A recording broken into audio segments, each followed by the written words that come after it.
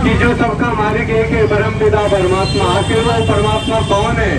जगत नियंता, सृष्टि नियंता कौन है वो? हमें अभी बहुत सारी आध्यात्मिक चीजों की पता नहीं है, तो वही राज हम आपको बता रहे हैं कि ये गीता में भी लिखा है कि यदा यदा ही धर्मस्य गिलानी होती भारत, कि जब जब धर्म की गिलानी होती है, अधर्म बढ़ता है, पापाचार, अत्याचार, भ्रष्टाचार धरती पर बढ़ता है, तब तक परमात्मा अपने वायदे के अनुसार इस धरती पर उनका दिव्य अवतरण होता है।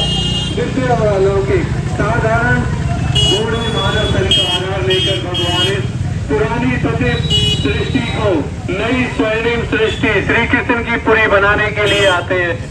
उनका दिव्य अलौकिक अवतरण, ये खुशी की बात है। इस धरा पर, भारत की इस पावन भूमि पर परमात्मा का दिव्य अवतरण हो चुका है। जी हाँ, आपको सुनकर बड़ी हैरानी होगी कि शिव परमात्मा, जिसको देवों के देव महादेव कहते हैं, देवताओं की रचना करने वाले उस परम पिता परमात्मा शिव का दिव्य अवतरण इस धरती पर हो चुका है। वही संदेश देने हम आप सबको आए हैं, क्योंकि हम आत्मा, हम सब लोग आज दुखी इसीलिए क्योंकि हम अपने आप को भूल चुके हैं। हम अपने इस शरीर को शरीर मानकर चल रहे हैं, इस नाम को मानकर चल रहे हैं, जाति धर्म भेद इसमें फंस चुके हैं, जबकि वो परमात्मा विदेही है, शरीरी निराकार ज्योति बिंदु, जिसे हमने भक्ति मार्ग में अनेकों नाम से कब पूजा है, उसकी कभी मृत्यु नहीं होती, जन्म मरण में नहीं आते, इसीलिए उसे अमरनाथ कहा। सारी दुनिया के पापों को काटने वाला ईश्वर है, इसलिए उसे हमने पाप कटेश्वर के नाम से पुकारा। हर आत्मा जब दुखी होती है, दर्द में होती है, तो मुक्ति मांगती है, चिल्लाती है, तो वो सबको, सर्व आत्माओं को मुक्ति देता है। इसलिए हमने शिव को मुक्तेश्वर कहा, हे मुक्तेश्वर, मुक्ति देने वाले। और जब इस धरती पर पापाचार अत्याचार बढ़ जाता है तो परमात्मा को आना पड़ता है, सब आत्माओं को एक साथ लेकर जाता है। वो कालों का काल महाकाल है, तो सारी सृष्टि की आत्माओं का जाने का समय आ चुका है।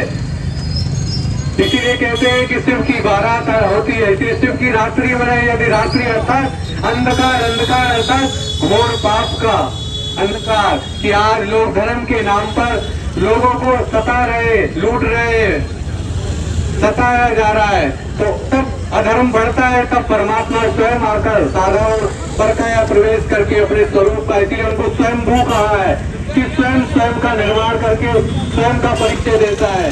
गीता में भी कहा गया है कि मूढ़मती लोग मुझे नहीं पहचान सकते, कोटों में कोई बिरला परमात्मा का इस दिव्य जन्म को इस धरती पर पहचान पाएगा। इसीलिए 5 पांडव गाए हुए, जो प्रीत बुद्धि अर्थात जो परमात्मा के लिए सर्वस्व कुर्बान करना जानते हैं, सर्वस्व झुकाना चाहते हैं, तो इसीलिए परमात्मा का दिव्य अवतरण हो चुका है। और परमात्मा हम सब आत्माओं का पिता है, इसीलिए भक्ति में कहा हिंदू मुस्लिम सिख ईसाई आपस में हम सब भाई भाई। तो हम शरीर का पिता तो सबका एक अलग अलग है, लेकिन जो आत्मा का पिता परमात्मा है, जो वो एक है, इसीलिए हम सब आपस में भाई भाई है, क्योंकि हम सबका पिता एक है। और पिता वो परम धाम निवासी है। हमने भक्ति में ढेर सारी गालियां दी है कि हमने कहा आत्मा को परमात्मा की, हमारे अंदर भगवान है, ये परमात्मा की गिलानी है, गाली है। हमने कहा परमात्मा को कण कण में है, तो कण कण में परमात्मा नहीं है। क्यों? क्योंकि परमात्मा नीचे होता तो फिर उसको ऊपर वाला क्यों कहते? कि कहा जाता है ऊपर वाला जाने, तो ऊपर वाला है वो परम धाम निवासी है, ब्रह्मलोक निवासी है, नीचे वाला नहीं है।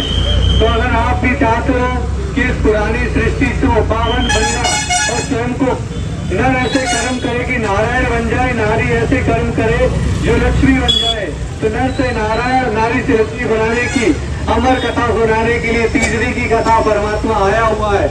आप सभी अगर चाहते हैं कि परमात्मा से आप भी देवी देवता बनने के लिए उस दुनिया में श्री कृष्ण की जो आने वाली नई पावन दुनिया है, श्रेष्ठ दुनिया, उसमें जा सकते हैं।